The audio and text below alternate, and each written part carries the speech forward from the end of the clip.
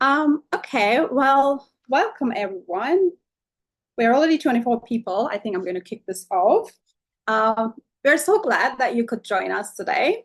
To start off, I would like to know where you're joining from. Please drop your name and your location into the chat so we can see the spread of voices in the room. Today's session is going to move like really quickly. It's going to be packed with real world insights, some truly wonderful speakers. Before we dive in, let me walk you through the agenda and share some housekeeping notes. So after a couple of short introductions, my co-host Shweta will set the stage with the purpose of today's session. We will take you on a journey with some of the world's leading pioneers in creative integrity. Together, they will cover a clear look at the historic role of marketing in driving harm from tobacco to fossil fuels, the growing reputational, legal, and ethical risks of working with agencies that continue to serve fossil fuel interests, the rewards of building trusted partnerships with values-led, mission-aligned creative partners, and voices from the field with practical solutions and emerging tools to help brands bridge the gap between ambition and action. We are super grateful to have such a strong lineup of speakers. Faye Holder, Alexis McGivern, Duncan Maisel, Lucy Shea, Stephanie Claus, Joss Ford, and Dr. Edward Maybach. If you have any questions for any of them at any point, please feel free to pop them in the chat. We will try to keep questions answered in the chat today and also in the hub later when we share the screen, when we share the recording of this webinar. So yes, I'm pretty sure some of you are wondering, today's session is being recorded and it will be shared later in the hub where you can also ask your questions. So with that, let's get it started. My name is Ece. I'm the program director at Credits for Climate. And I'm delighted to be co-hosting today's session with Shweta, campaign lead at the Global Climate and Health Alliance. I will now hand it over to Shweta, who will take us deeper into the purpose of today's session and why this is such an important moment of opportunity for brands to lead with integrity. Shweta, over to you. Thank you, Ajay, and hello and good evening, everyone. Good evening because I'm based out of India and it's evening. And internet is not my best friend today, so you might find some hiccups. I apologize for that, but let's get into it. As Ajay said, we have very little time and a lot to cover today and a lot of inspiring speakers. Let me start with something remarkable that happened this year. Next slide, please. Yeah. Thank you, Ajay. In May this year, 30 health organizations signed a very bold commitment to cut ties with PR and ad agencies that continue to work with fossil fuel companies. And their reasoning was pretty simple. If you are a health organization, you cannot work with any agency that are doing business that harms health, very much in lines with what health agencies did and their leadership on taking on the big tobacco. But what was interesting, we started with 30 organizations, and within a few months, now we have 75 health organizations worldwide, representing the voices of over 12 million health professionals who have joined this commitment. Now, I call it a breakthrough, remarkable moment because one thing, the momentum is unmistakable in terms of taking a moral and ethical stand. But more importantly, and this is what we are hearing from the agencies, that the health sector, by taking this commitment, the representatives have become the first industry to collectively challenge the creative sector's role in propping up fossil fuels. Why are we talking about fossil fuels? Because fossil fuels are the root cause of the climate crisis. So in ways, in taking this commitment this year, the health community has made its moral, ethical, and its oath that it takes of doing no harm very, very implementable. They have taken that stand, and they are putting pressure on creative agencies, on PR agencies, and ad agencies to choose the side that they want to be on. Next slide, please. Again, I mentioned that why we are talking about fossil fuels today, and it's important. I mean, in fact, we've just launched, yesterday, we launched a comprehensive report on health harms of fossil fuels. And I can go into details we could, like, we'll have to have another session for that. But just, very, very briefly, the evidence is undeniable. Air pollution from fossil fuels kills millions each year. Extreme heat is now a leading weather related cause of death. And climate disasters are overwhelmingly impacting our already fragile health systems. So, fossil fuels are not only driving a climate chaos, they're fueling a global health emergency. The report that we launched yesterday, and I'll share that links on in the chat, we have seen that from in the entire industrial life cycle of fossil fuels, from extraction till disposal, every stage of this life cycle harms human health. The emissions, the exposures, the toxins that are released, the behavior, the social and economic model of the fossil fuel industries harms every stage of the human life cycle. The evidence is devastatingly clear and before us.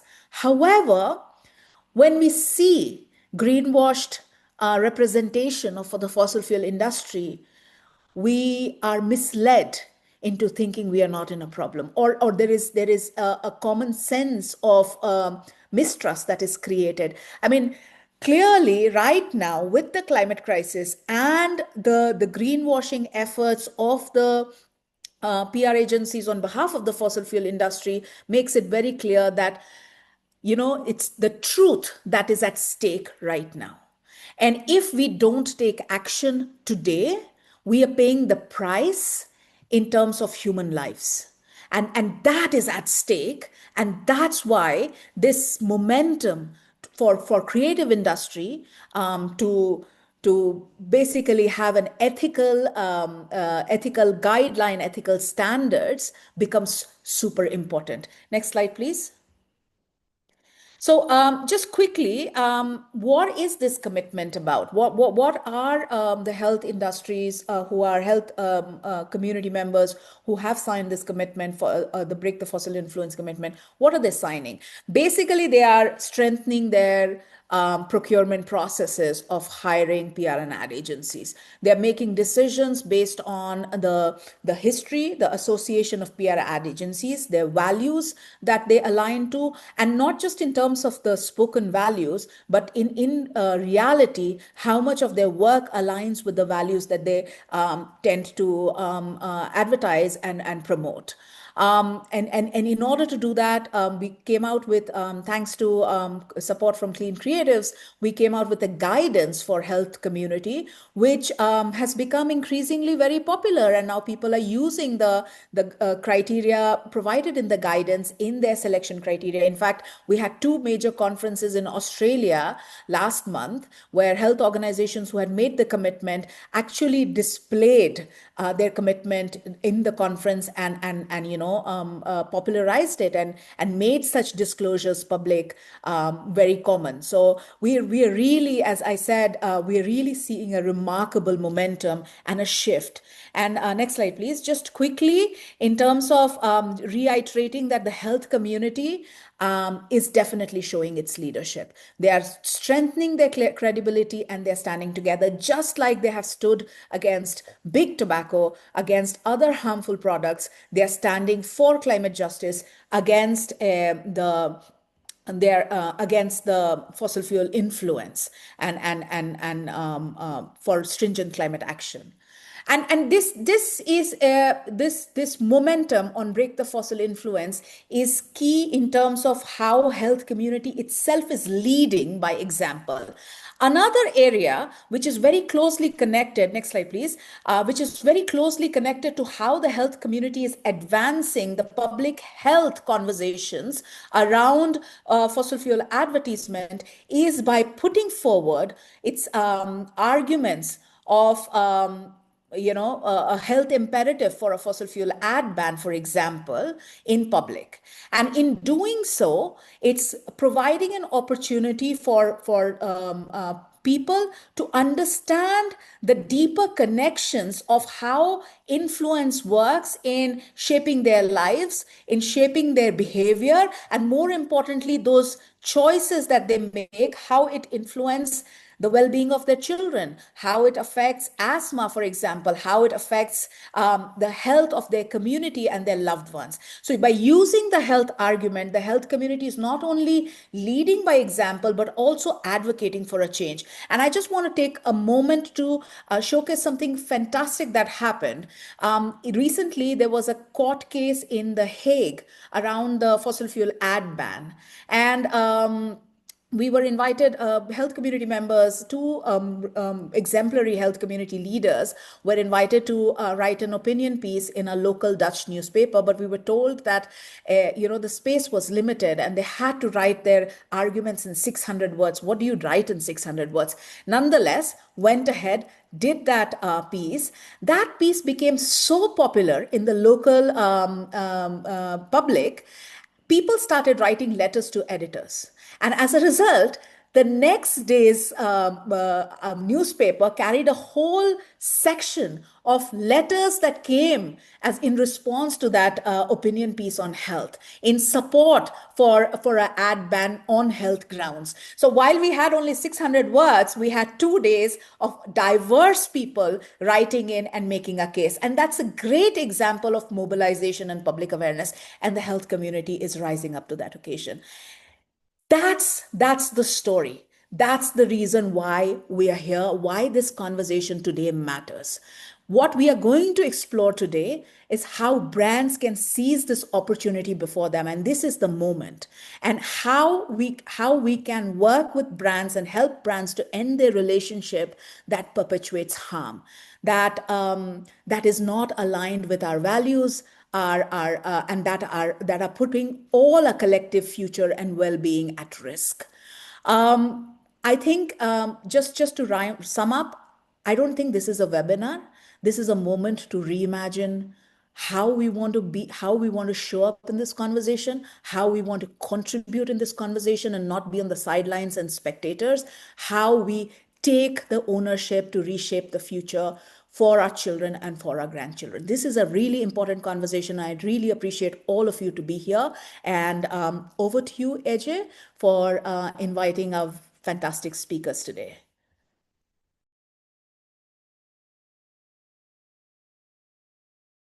Ajay, you're on mute. Classic. Thank you, Shweta, for grounding us in the purpose of today's session. It's powerful to see how organizations are leading on cutting ties from fossil fuel connected agencies, taking the same path that health organizations once took with big tobacco. I think the principle is clear. You can't claim to protect health while promoting the very products that are destroying it. And as one of the first sectors already feeling the impacts of climate change, healthcare's stance is both urgent and consistent. So it was great to hear that. Well, zooming out a little bit, overall, we see that the industry is at a tipping point in understanding its influence as neutral. Just as health leaders once stood up to big tobacco, it's encouraging to see brands shifting in the same way. And I think that already it's a good starting point on why we are focusing on brands today, but let's talk about that a little bit more. I know many of you already know us, by the way, but I wanted to just briefly touch on our evolution from a people-powered movement to launching an alliance of agencies and now to working directly with mission-driven brands. If we go back a little, we started gathering as a community of creatives in 2019. We were united by a mission to use our creativity for climate action and justice, but also with a deep awareness that creative superpowers come with great responsibility. So this is a joint statement we crafted with Extinction Rebellion in 2019. It's at our launch summit in Amsterdam, where we were sharing this message directly with leaders from across advertising, marketing, and PR. We started because we wanted to use our skills for good and to activate creativity to drive just and regenerative future. But also we had an awareness that our crowd had carried some responsibility. As I said, our first key lesson when we started was that industry needed to get really clear about what it needs to say no to. So we immediately joined the movement of global call to implement a ban on fossil fuel actors, but we also know that ethical industry does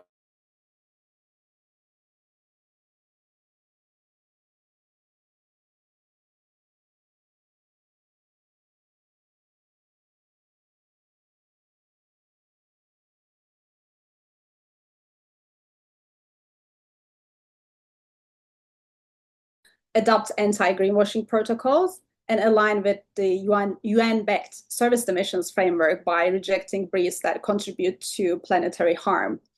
We are excited to be working with Oxford Net Zero to help define what good looks like in practice. So just a little moment to zoom out a little bit again, because within and beyond our sector, there is a wider reckoning happening right now, one that's acknowledging and challenging the role of creative influence. And I thought this is relevant, and I wanted to give you a very fresh example. Just last week, we have seen an outrage at the revelation that agency services have been used to louder reputations for war crimes and sanitize the machinery of genocide. With employees walking away and media raising wider questions on the role, the creative industry is at a tipping point in seeing its influence as neutral. What we foresee is that a rising number of talent and clients will start to ask more questions about the entire chain of influence who they work with. The truth is that the history and rules of this industry are seated in a desire to legitimize power and profit, and that's not new. Faye Holder from Influence Map will speak to more of this influence very shortly, but I can tell you now that fossil fuel companies are responsible for 90% of global emissions, and many are increasing their PR and advertising and lobbying efforts. And many agencies still work with them. And the reality is industry is unprepared to lead this transition. 70% of agencies haven't started or just at the beginning of their sustainability journey. But the people want action. And we are in the moment that needs urgent demand, that needs urgent action. In a recent survey, 89% said they want their governments to take action. And 62 people said they believe companies that they work in are not doing enough. And our industry may have helped unsustainable consumption and given polluters the social license to operate. But at the same time, it's full of brilliant minds and passionate people who have the right skills to imagine, design, and mobilize momentum towards new futures. And that's why we are building the ecosystem of change to make this transition possible. We mobilize and equip individuals and agencies with skills, support, and strategies to drive change. And now we are extending this to brands, building a marketplace where clients can easily find trusted, vetted partners, and where climate leadership within agencies is both recognized but also rewarded. Because, as Shweta highlighted, brands have a critical role now in leading transition. And to start, we are looking at the 1,000 companies that have made a net zero commitment. Many brands with public climate commitments, including those, they have pledged to net zero are still working with agencies that also represent oil and gas clients. And if you think about it as a company, if you have made a climate commitment and you are then employing an agency that is serving other clients that are compromising that commitment, you're sort of out of line with your values. And more than that, it's not a great business decision and comes with risks. Duncan will talk about this in today's webinar a little bit more in detail, but take coffee and cocoa industry, for instance. If an agency is working with a brand in that sector, while also serving fossil fuel clients, it's putting both its reputation and its client's future business at risk, and therefore actually also its own business. I guess if I was to summarize it in one or two lines here, that is budget and creativity shape culture, and partnerships set the bar. Integrity isn't a brand value until it shows up in who you work with. And this is what we are here to discuss today. Luckily, we have just a tool for brands to close that gap and find values-aligned clients. We'll talk about that in more detail before. I will shortly introduce you to Faye, but I wanted to do a little survey first. We now have 78 people here, and I want to launch a very short survey with 3 questions to understand who we have in the room today, and yeah, where are we at in our journey. So you should see the questions on your screen. When you're ready, you can select the answers, and I will end the poll in just a couple of minutes.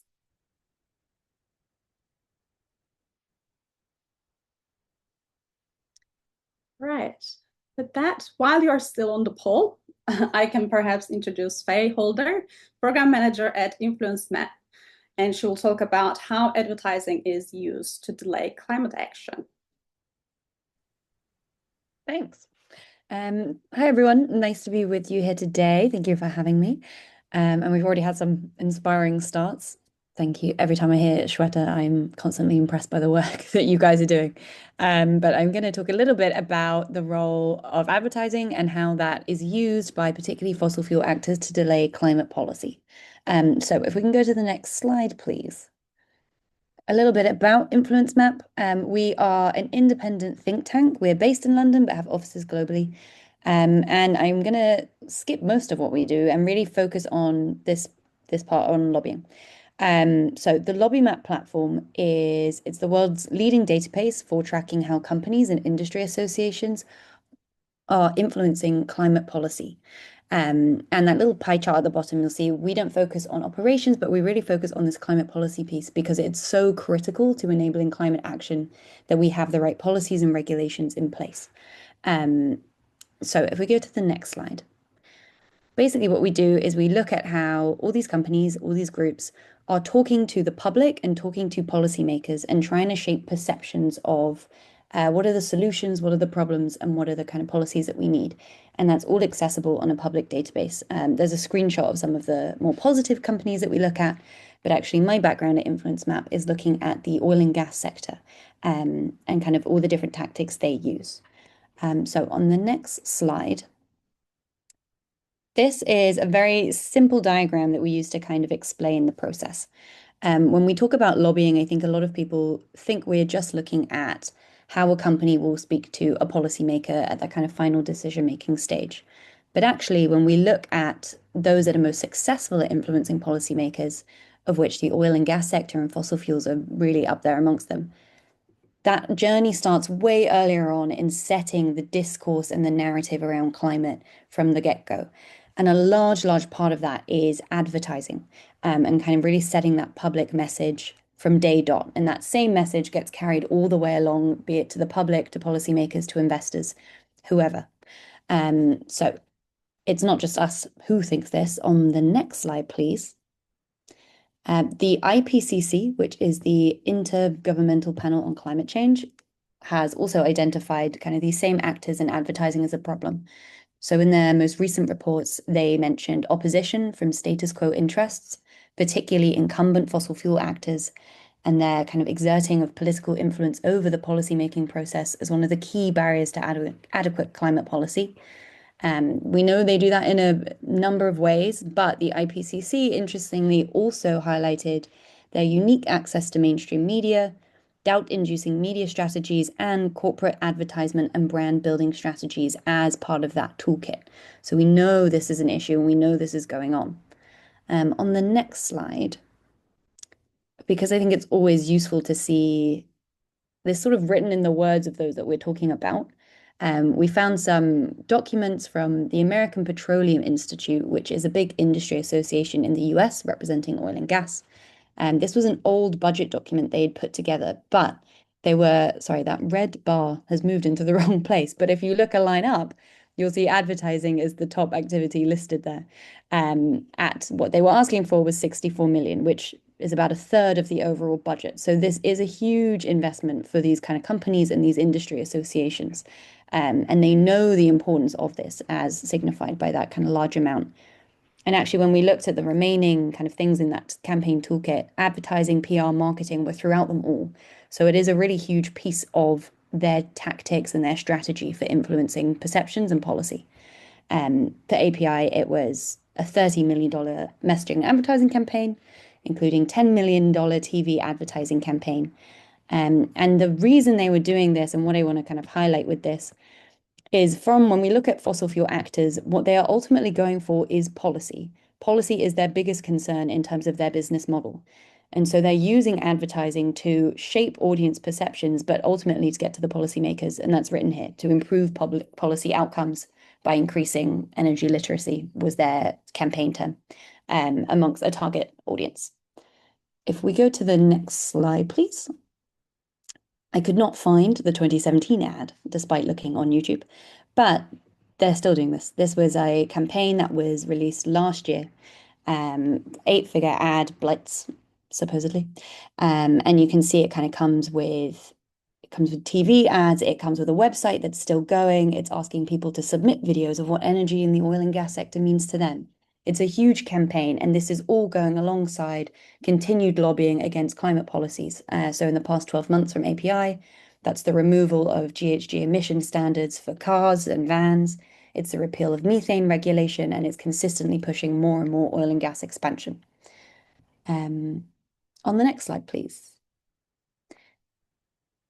These messages that we see in ads and the PR have an impact. There was a study done by Climate Action Against Disinformation and Conscious Advertising Network, a survey, into how people responded to these various claims that we often see from the industry. And you can see there some of the results. So things like gas is a climate-friendly energy source. That has been a staple of the oil and gas industry in adverts for ages, has a large impact amongst kind of people's perceptions. Things like renewables are more expensive, the grid can't handle EVs.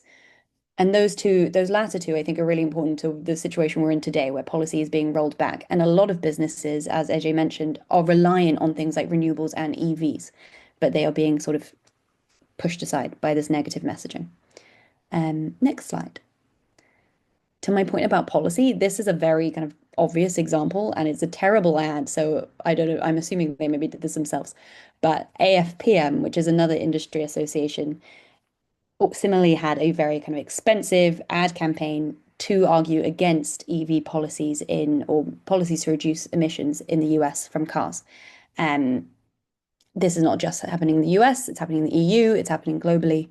And the next slide, I went back to the website that AFPM put up to do this, and this is now the homepage of their don'tbanourcars.org website, which I thought was sad, but kind of tells you about the situation we're in. So next slide, and I'm nearly finished. But we did a report last year looking at how the advertising sector comes into this. And I wanted to pull out these two little pie chart kind of things down here. When we looked at the contracts the big six holding agencies had with clients in the energy sector, there were 58 that we found. Only one was with a client that had positions in line with the science on climate change and was pushing for policy to that effect. The rest, nearly half, are opposing climate policies. That is a problem for then how we perceive the issue and the policies we have. The automobile sector, a similar situation, no positive clients, a lot of clients pushing back against electric vehicles. And we are seeing that in policies in the UK, the EU, the US at the minute. Next slide, please. We can skip this one. I'm sure you're all yeah. I wanted to end on somewhat of a positive point, which was that I've spoken about the fossil fuel industry and kind of the negativity that comes with that. But we know from our research there are many, many positive brands. More brands are standing up for climate policy and climate action. And these brands often have a lot of influence. So I'm going to leave it there and let my amazing panelists kind of talk about some of the solutions and things they're working on. But I hope that has been a useful input. Thank you. It was amazing. Thank you so much, Faye. Next, on to the next, signals of change. I want to invite our next guest speakers, Alexis McGivern, Head of Stakeholder Engagement at Oxford Net Zero, and followed by Duncan Maisel, Executive Director at Creates for Climate. Alexis, take it away. Thanks so much. And so delighted to be here. And it's such a privilege to be on a panel with so many people doing incredible work. So Edja, if you could just click to the next slide, please. So we've been largely focused on professional services providers as a broad bucket of people doing expertise-based work. So rather than selling physical assets, they sell expertise-based services. And specifically, we've been zeroing in on this inconsistency in the standards landscape that while professional services providers have deep influence on their clients' strategies and are often responsible for some of these, majorly high emitting campaigns or strategic advice, that when it comes to how they are designated as actors in the net zero economy, we center that only on their operational emissions. So we're only focusing on their business travel or the quality of their offices as it pertains to low carbon places to work. But we're not thinking about the briefs that they're working on or what they're strategically influencing their clients to say or do. And we're seeing this change a little bit. We're seeing some very early and emergent litigation that's directly tied to professional services providers based on their advice. McKinsey caught in the crossfires once again previously for its role in the opioid epidemic. And now we see that with its strategic advice to ExxonMobil. So it's been named as a co-defendant in a case brought by Multnomah County in Oregon. So it's sort of the first case that we're really seeing of PSPs being directly responsible for the advice that they are giving. But if you go to the next slide, please.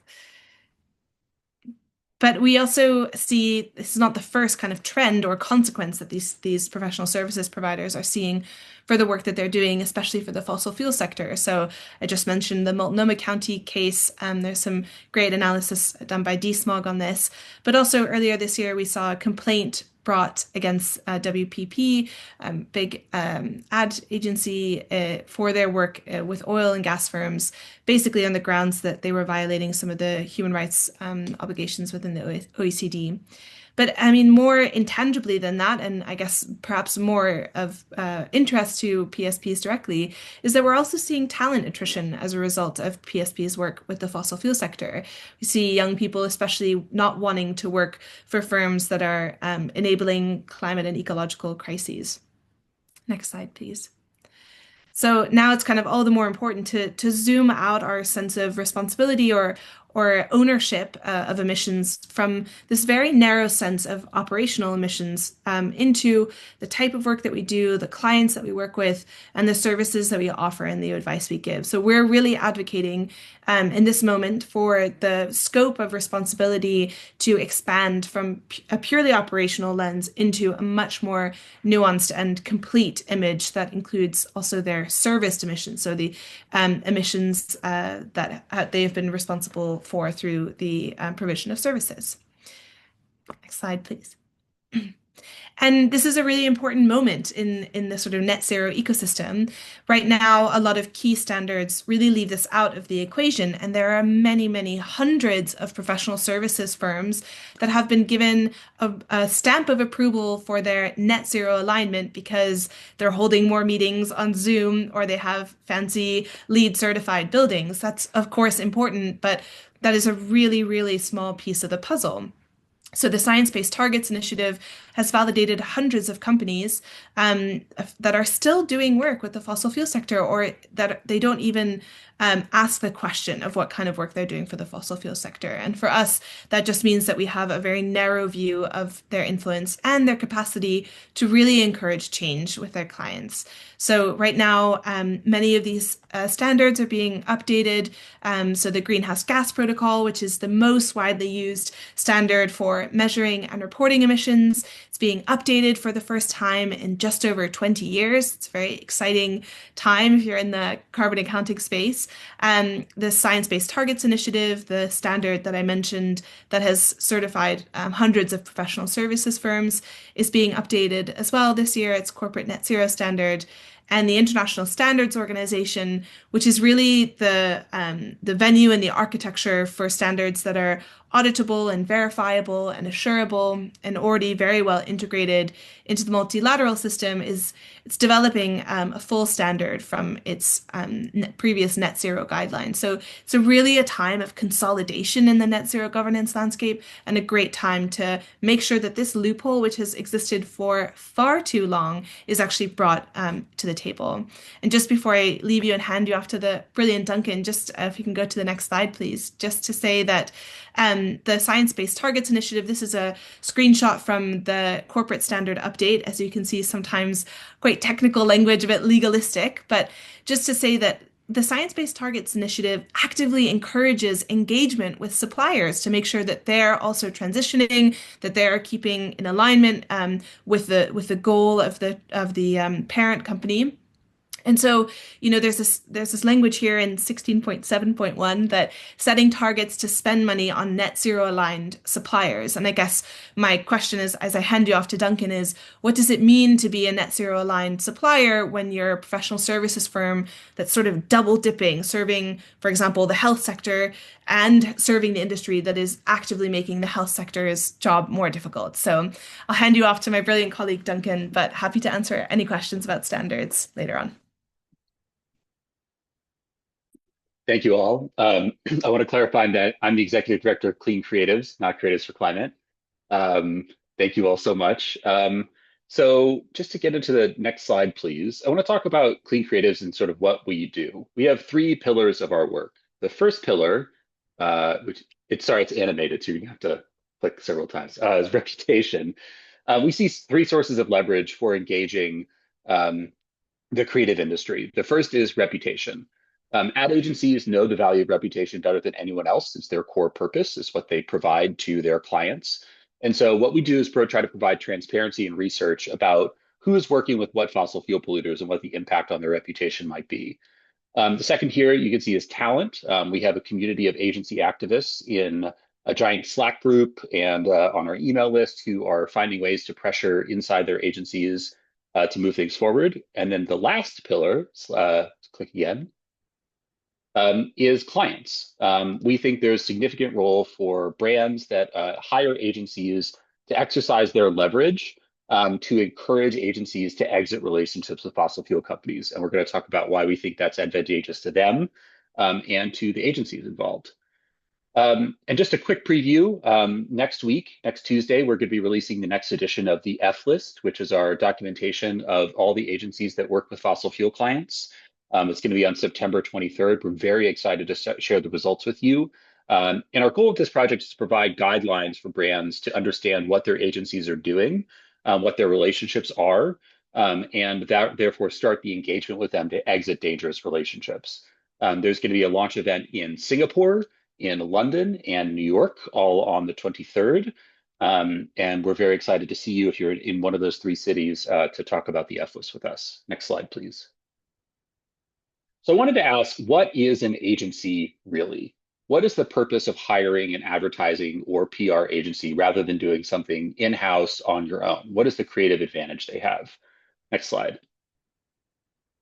And what an agency is a way to share practices and information on how to influence the public across clients.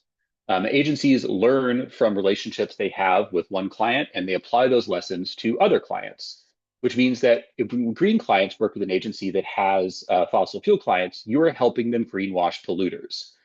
Polluters want to reach environmentally conscious consumers to neutralize their concerns about climate change and the activities of those highly polluting companies, which means as an agency, when you're working with that agency, your strategy, targeting, and other lessons can inform that agency's approach to clients in other sectors. Next slide. And you can see this when you see some ads from clean brands and compare them to fossil fuel ads. They tend to look very similar. And we think this harms actually green brands. Advertisements that promise false solutions by fossil fuel corporations, they dilute the impact of genuine efforts to make change because they make consumers cynical. Well, everybody says they're doing good. Why do we have to worry about this? Or they make it harder for consumers to identify real solutions. It makes it harder when you see those clear signals of what a good company is to actually say, oh, that means that this is helping. Next slide. And you can see some of these lessons. You see, an ad from Shell there on the left and an ad from Aveda on the right. They look very similar. Or an ad from Organic Valley, which is a sustainable dairy brand. It looks a lot like that ad from Chevron on the right. The lessons are applied and the lessons are shared across those clients. And so when you work with those fossil fuel agencies, you're helping them do the job of greenwashing more effectively. Next slide. So what can brands do? What is the actual way to approach this issue that might be more productive and kind of move the conversation forward? We have attempted to answer that. Next slide, please. Here's an example of what we mean. In 2014, ad agency or the PR agency Edelman was revealed to be working with the American Petroleum Institute to promote the tar sands, which is the world's dirtiest source of oil in Canada. And the CEO of Unilever at the time, was doing his daily Guardian reading or whatever, and found out that this was happening. He was like, wait a minute, I work with Edelman. And what he did is he picked up the phone and he called Richard Edelman and said, when I work with you, I feel like I'm supporting the tar sands. And keep in mind, at this point, Edelman was working with the American Petroleum Institute, which they had a 20-year relationship with. It was a $30 million a year contract. And after that one phone call, this is what happened. Next slide. Edelman dropped their relationship with the American Petroleum Institute and haven't picked it up since. One phone call from one CEO triggered a massive change in business practices at the world's largest PR firm. What we want to envision is hundreds of those phone calls going out to all of the agencies about this exact problem. Next slide, please. So we've created a guide that was informed by a company that has done this. Seventh Generation went through a process of surveying their agencies, engaging them on their relationship with fossil fuels, and they created a guide that we want to provide to you. So click again, please. Just keep going until the whole list is there. All right, there we go. There's 4. Okay. So what we have in this is there's an engagement guide with sample emails for your C-suite. So if you want to have this conversation with the leadership in your brand, at your company, we have sort of ways to start that. Survey questions you can ask agencies to help better understand their policies and practices as it relates to fossil fuels. Flowcharts for how to make decisions once you have that information back from those agencies. And also testimonials from people inside Seventh Generation about how they went about this and the impact it had on their work. Next slide. And the thing we want to emphasize is that there are so many options for fossil-free agencies. A lot of them are on this call. Campaign UK did a report that said basically 90% of agencies in the UK were either didn't work with fossil fuel clients or were reducing their work with fossil fuel clients. 1,500 agencies assigned the Clean Creatives Pledge, and you can see some of their specialties and areas of work there in the list.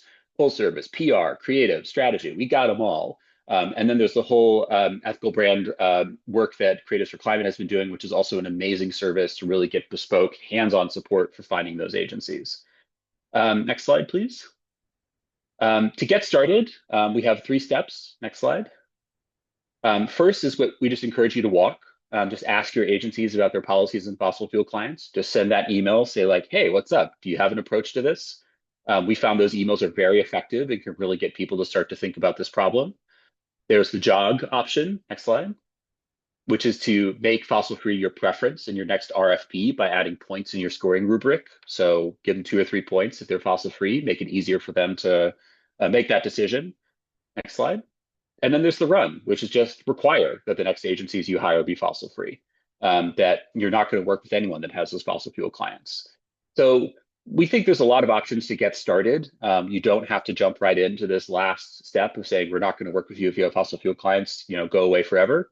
There's opportunities for engagement that can move the ball forward to really make this a productive conversation, and one that serves your marketing needs as well. And that's what I got. Thank you very much.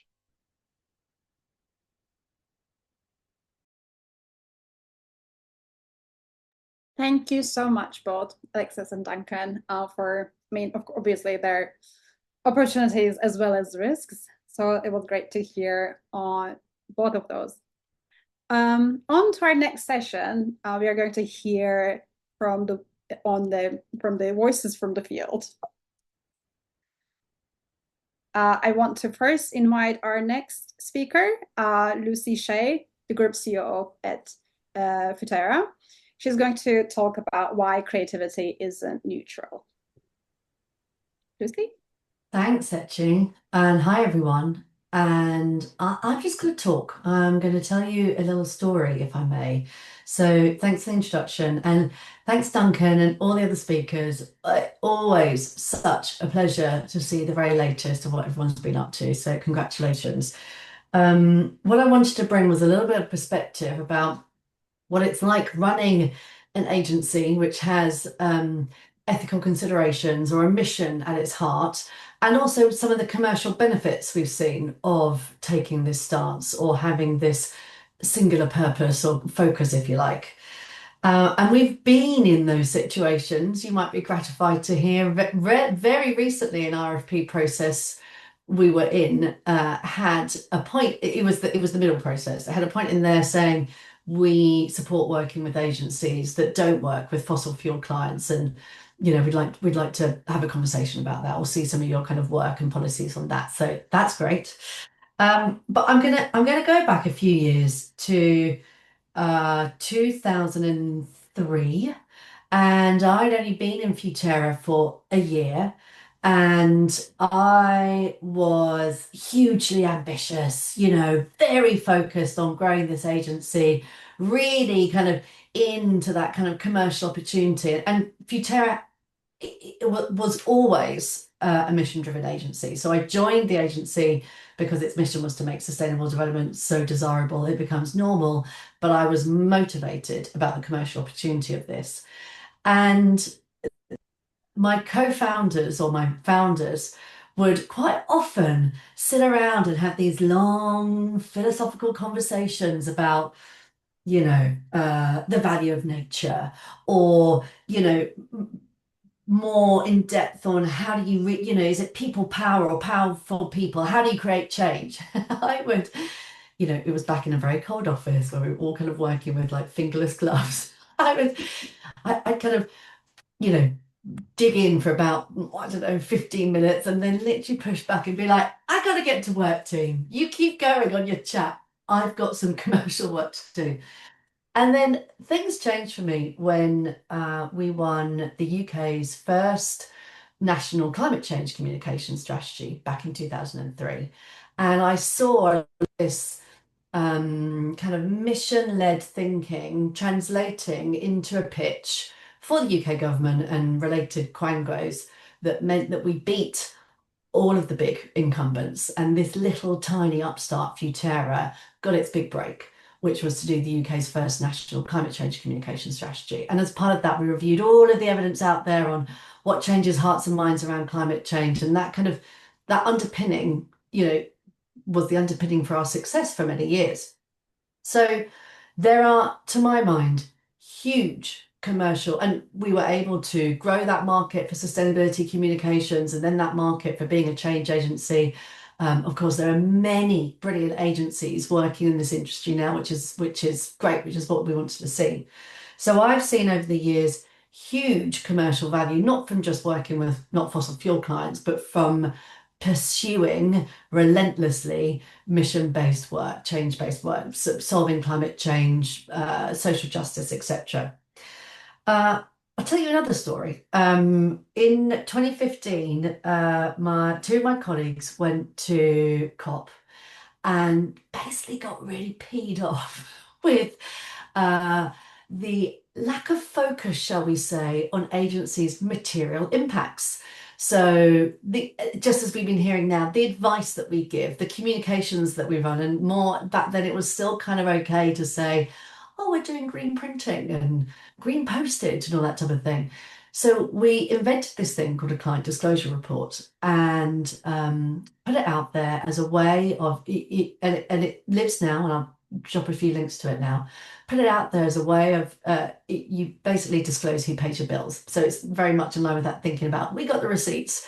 So what your revenue is by industry sector.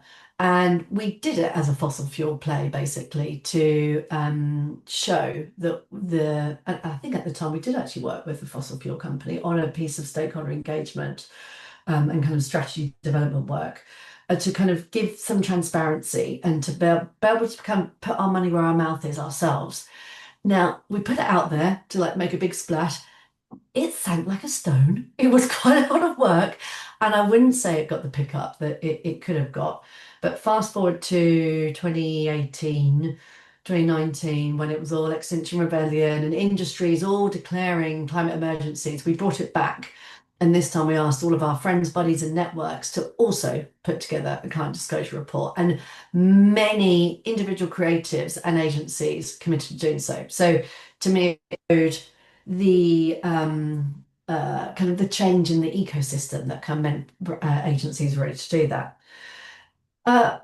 We now take that piece of work forward as part of Solutions Union, our independent nonprofit. But what we found kind of sitting as Futera at that kind of nexus of, we work with clients, lots of the big brands. We also work with lots of NGOs and now run a nonprofit as well. Is there were some real barriers we found for brands to take this thinking on, to ask their agencies to do a client disclosure report, sign the Clean Creators Pledge. So there were some barriers in desire, shall we say, but also the sense that it was just quite difficult and onerous for agencies to do. So very excited to see the new work there from Clean Creators. And that's also why, via Solutions Union, why we updated our client disclosure report methodology to make it a gazillion times easier for any agency to take on. And so to give that transparency play about who pays the bills.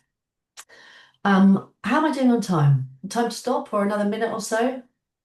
I think we can wrap it up slowly. Okay, I shall wrap it up very kind of fast, slow, with one other piece I would just love to point to, again, more from less from the agency perspective and more from the brands or the businesses perspective, is we're not the only ones having this conversation. There is this huge conversation going on amongst the clients, if you will, about where to focus efforts on sustainability and how perhaps things have got a little bit managerial and operational, and we need to kind of bring back more of that innovation and product development. And this work I see very much sitting on that side of the coin.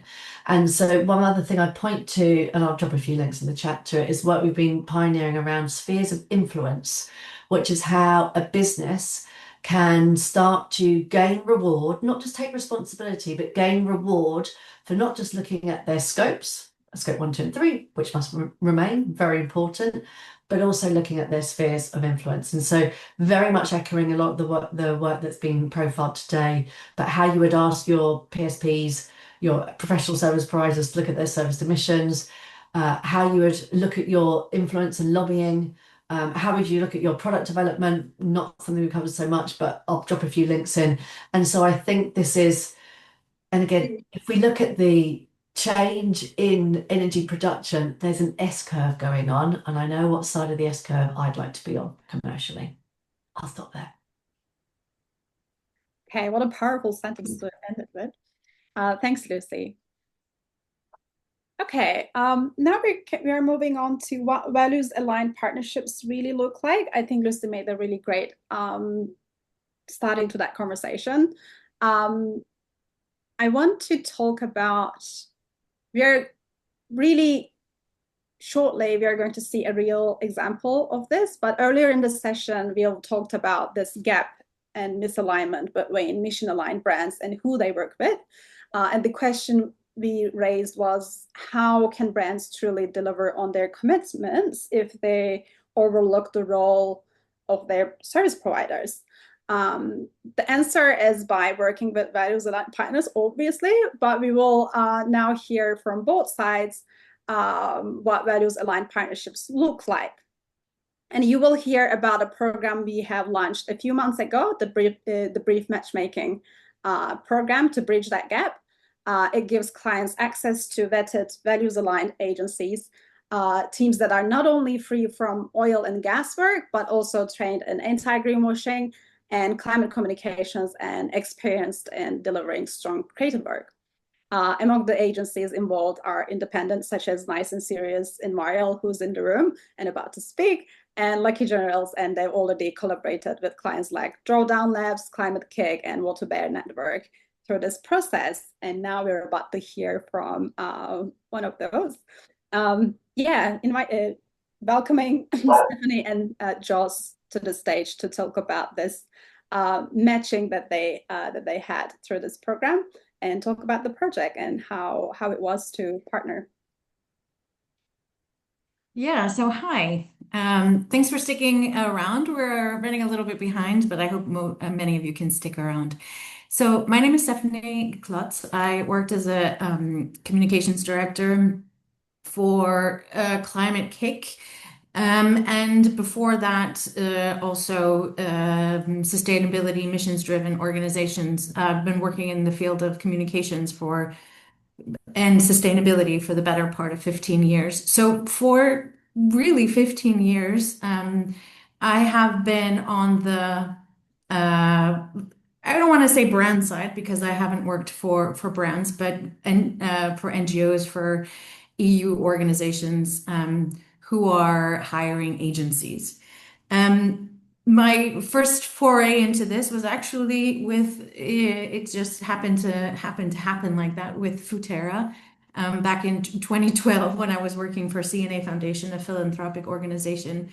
We knew as a nonprofit, as a philanthropic organization, and most recently in Climate Kick, you know that your reputation is basically everything. And from a very selfish perspective, we knew right from the beginning on all of these organizations that we want to protect our reputation, and also, and I put them in that order because that's the reality, and also have impact. The reality of protecting reputation is no small feat.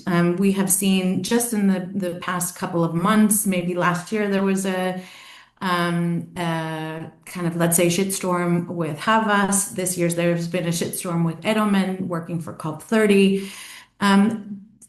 Choosing the wrong agency can have reputational harm. And just from a very, risk-averse perspective, as a brand, you want to make the best decision for your organization, or as a communications agency, communications professional, I have to be looking out for the journalist perspective, from the activist perspective.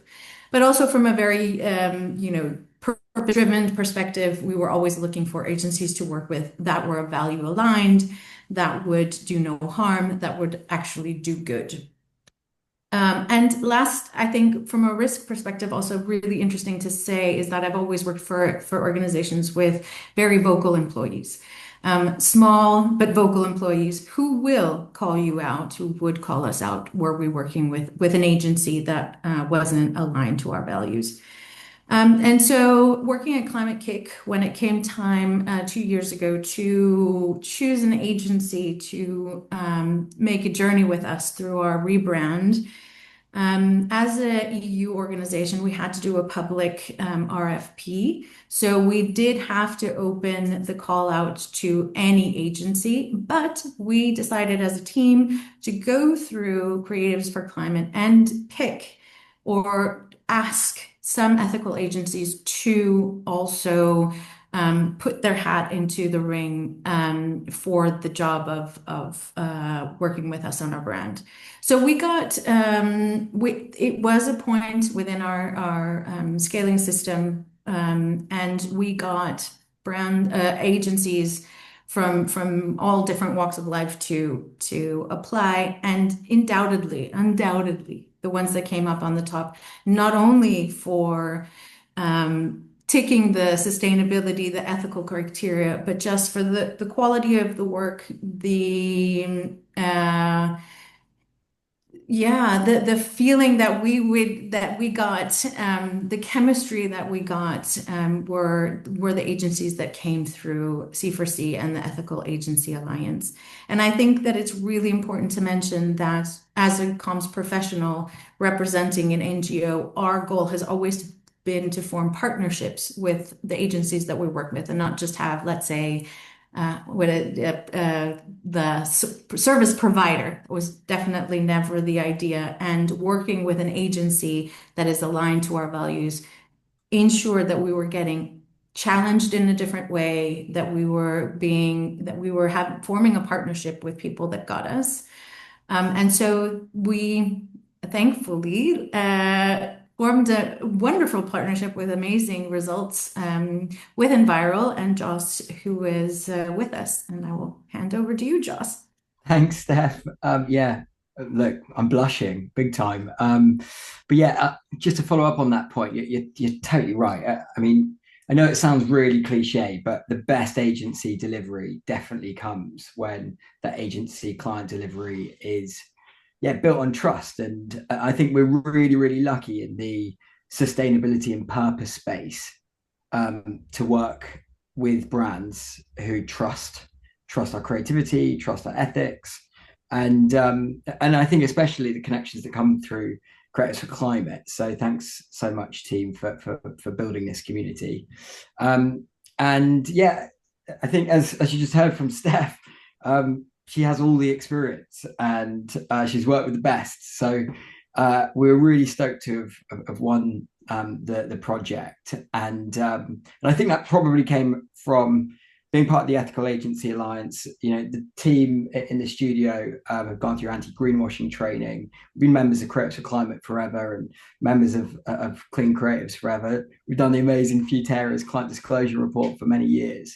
But that doesn't mean that if you're new to this space, that's something that like you can't jump on. And I definitely recommend, kind of having all of that, whether you're a freelancer or a small agency or a big agency. Do you want to go on to the next slide? Because I'm Joss and I run Enviral, and we're here to stop global yawning as a creative agency, and we do strategy, creative, and advertisement. And I've been asked to just really quickly run through some of the results from the Climate Kick rebrand. Ultimately, after we'd won the pitch, we did a various kind of discovery session process with online calls. We went over to Amsterdam for the in-person kind of creative workshop, and we really got under the skin of the fact that this was a really big line in the sand moment for Steph and the team. And I guess the reality is that they were quite different in the past. If you want to just go on to the next slide, you'll kind of see what they did look like. This is what they did look like, and this is kind of the logo evolution over time. And regarding the brand development itself, I guess it was all about understanding the core of the future vision of Climate Kick. And Climate Kick's all about these repeatable solutions and repeatable systems change at pace and at scale between loads of different stakeholders and loads of different narratives in loads of different countries across the world. And essentially this repeating systemic change is at the origin of the brand identity. So we kind of moved away from that old system to this one of nature and energy, using these kind of organic fractals at infinite scale to build out the brand. And we're really, really happy with the results. We can always deliver our work on the 3 C's. Is it creative? Is it credible? And is it consistent? And they ultimately wanted to be professional, nodding to their heritage, but also not kind of sit in the noise of what a lot of climate organizations tend to kind of fall into. They don't really focus on their core brand identity. And usability is super important as well. So we work with the team, really understanding like how they work with the brand guidelines on a day-by-day basis. We worked with them with a really, really interesting web agency called the Web Kitchen to build a bespoke WordPress site. Yeah, I mean, Kirsten, Climate Kick CEO, is an absolute rock star. So if you don't follow her on LinkedIn, definitely do that. But she stands on the biggest of all stages. We just wanted to make sure that the brand would look brilliant on those big stages, but also, you know, really usable for everything from like an internal report. But yes, look, that's just kind of a bit of an overview. As a bit of a side note, I just would say that in this online world that we live in, never underestimate the power of in-person meetings. I know it sounds super obvious, but after we won the pitch, we had that in-person session in Amsterdam. And in fact, Steph and I enjoyed a few beers together as well after one of the Creatives for Climate events in Amsterdam, which I think really genuinely we understood the importance of this brand moment. So just go to the pub with your clients. That's all I'm going to end with. And just to close this off, I think the importance here of this partnership and going for the Ethical Agency Alliance is actually that we formed a partnership based on a similar language. It would have been a million times more difficult with an agency that didn't understand what we meant by systems change, that didn't understand sort of what other climate organizations are doing, that don't know the moment, that we speak the same language, we follow the same set of values, and that was infinitely better, both for the personal connections, which were fantastic, but also the work ultimately, I'm 100% sure that ends up benefiting when you have a values-driven partnership. Amazing. Thank you so much, both. What a great match. I'm hoping we're going to have lots more in the brief matchmaking program. Without further ado, I want to invite our next speaker, Dr. Edward Maybach, Strategic Communications Advisor at, sorry, this is the wrong title. I'm not with the titles today. But I'm inviting Dr. Ed to speak more about the pledge that we've heard earlier today, that the more than 75 health bodies dropping fossil fuel affiliated agencies. He's going to talk about that case study, why and what's next. Ed, are you still here with us? I am with you. Thank you. And just to clarify, I am on the board of directors of the Global Climate and Health Alliance. So I wear many hats, but that's the hat that I'm wearing today. And it's frankly the hat that I am most proud of. And like Lucy and Steph and Joss, I just want to take a few minutes and tell you a little bit about myself, tell you a story about my own career, because it is directly relevant to what we are all talking about today. Really, I've been blessed for the past 42 years to have a career focused on harnessing the power of communication to enhance human health. I've had the opportunity to work in many different government agencies here in the United States. I've worked at several different universities, and perhaps most relevant, I spent almost 10 years working at a PR agency, Porter Novelli, starting in the mid-1990s. When I joined Porter Novelli in the mid-1990s, we were going from a US-based PR and social marketing agency, social marketing being the idea that we can use communication to advance important societal goals. And we were transitioning into a global agency. We were owned by Omnicom at the time, but we were a freestanding agency going from a US focus to a global focus. And I was asked to be their director of social marketing at a time when we were going global. So I eventually became the worldwide director of social marketing. And as we made that expansion, I saw an opportunity to clarify what our brand stood for at Porter Novelli. Our brand stood for using the power of communication to create social good in the world. And that meant for me at the time, we don't represent the tobacco industry. A really important point of our work in the US, we did not represent the tobacco industry. And as we acquired agencies around the world to become part of the Porter Novelli brand, I suggested to our CEO and our executive committee that become a prerequisite. If you want to join Porter Novelli, become part of the Porter Novelli brand, you have to take a pledge not to work for the tobacco industry. And I have to tell you, because this is the exciting part of the story, it was really easy for me to make that pitch. The CEO and the executive committee in a single meeting agreed that was going to become an organizing principle in our expansion from the US to a global agency. So I think that's an important lesson for us all. Yes, we can we can drive change as clients, but we can also drive change within our agencies from within. Around 2006, about a decade later, after I joined Porter Novelli, I had gone back to academia. I had the privilege of spending a week with two of the world's leading climate scientists, and I had an epiphany. And that epiphany was essentially that climate change was the biggest threat to public health and well-being that human civilization faced. And I knew right then and there, after that epiphany, I was going to spend the rest of my career working to avert the climate crisis. I left my university. I went to a different university and started the Center for Climate Change Communication at George Mason University, where one of our foci has been to do research on how to explain the human health relevance of climate change and the human health benefits of climate solutions. As part of that process, I came to recognize that focusing on climate change is it's abstract, it's hard to find good handholds to grab onto, but focusing on fossil fuels and the fact that eventually I figured out that the burning of fossil fuels is already the world's leading cause of preventable death and ill health. And in the public health world, we call that the world's leading preventable causes of morbidity and mortality. And that is something that we in the health community can focus on, because if the continued burning of fossil fuels is the world's leading cause of death and illness, we in the health community, we have an obligation to help bring the era of fossil fuels to a close at the fastest possible time.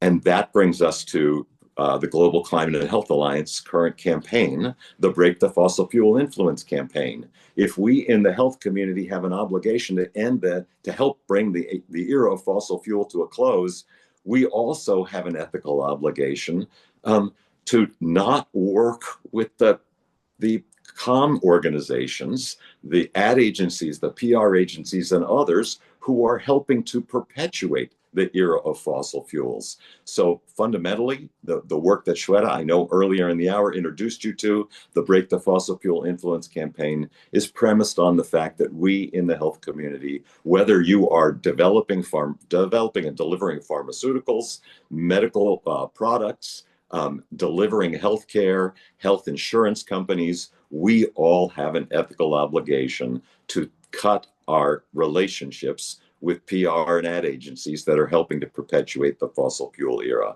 We have just launched this campaign. It's already gaining traction. I'm so excited by the work that we are doing. And I just want to assure you all, this is work we are going to continue doing until all of our peers in the health community understand it is our ethical obligation to help bring the era of fossil fuels to a close. And one of the strategies is to sever our relationships with comms agencies that are helping to perpetuate that era. So I thank you all for the important work you're doing, and I thank you for the opportunity to share this story with you. Thank you so much, Ed, for your reflections from the healthcare representatives who took the pledge and beyond that. With that, I'm conscious we've run over time quite a bit. I just want to amplify the ways that you can join us and join the moment. We have Creative Climate Hub for individuals. You can become a member and join us and support the moment. If you're an agency representative, you can join the Ethical Agency Alliance, and my role is a member of. You've heard from Joss. You're always welcome. And if you're a brand, you can submit to get matched with vetted ethical creative agencies. It's a free service and it's available on our website. And finally, we are launching a playbook soon that draws on advancements in the field and our work at Creatives for Climate and our allies in the sector, and it is going to be for agencies and brand representatives. It's a clear navigation book. You can use this guide to benchmark, adapt, and transform your practices, and it's going to be launched soon in a couple of weeks. And I want to say thank you all for joining and sticking with us for another 15 minutes. It means a lot. We are going to share the recording of this on YouTube, in the hub, and the socials. You won't miss it. And yeah, thanks again. And see you on the next one.